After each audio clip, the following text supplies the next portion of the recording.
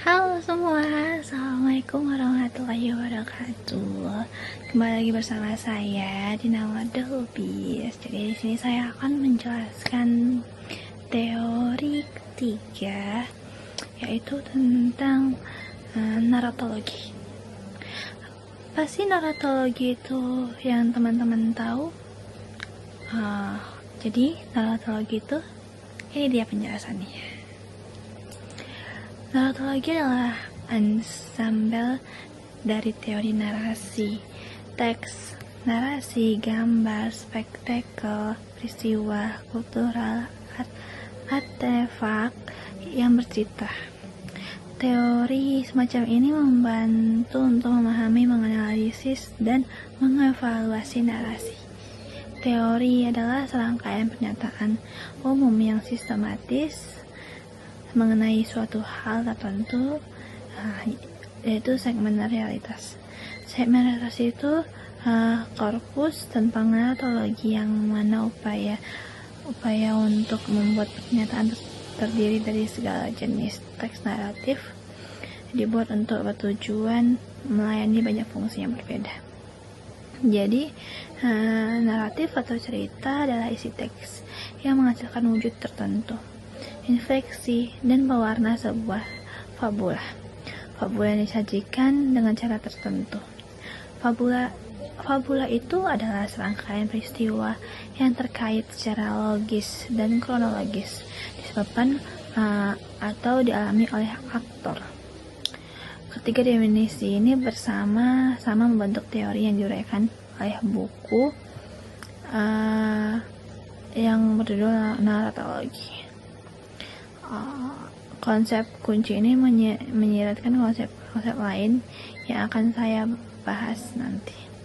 Jadi mengambil yang terakhir, fabula ini yang didefinisikannya mengandung unsur peristiwa dan aktor. Suatu peristiwa transisi dari suatu keadaan ke keadaan lain. Aktor adalah peristiwa, agen yang melakukan tindakan di dalam cerita atau di dalam film. Maka belum tentu yang bertindak untuk menyebabkan atau mengalami suatu peristiwa. Poin utama teori ini ialah yang dasar kegunaannya itu untuk analisis pembagian menjadi 3 yang diusulkan tadi.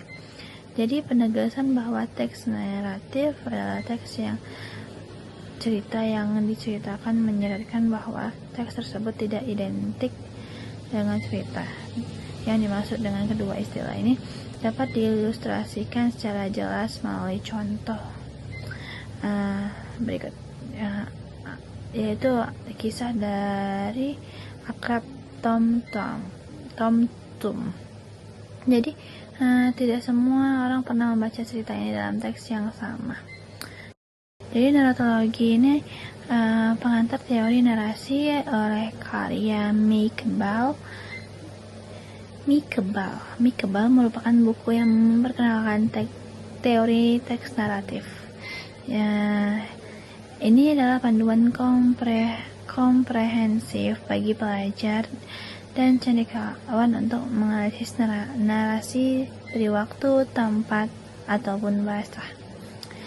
Jadi teori naratif itu memiliki ide kunci. Yang pertama itu teori berdasarkan pada strukturalisme. Yang kedua itu teori membedakan 3 komponen narasi setelah fabula, cerita, dan teks. Jadi yang ketiga itu dia menggunakan kerangka sistematis untuk menjelaskan bagaimana narasi dibentuk, berfungsi sebagai apa, dan diinterpretasikan oleh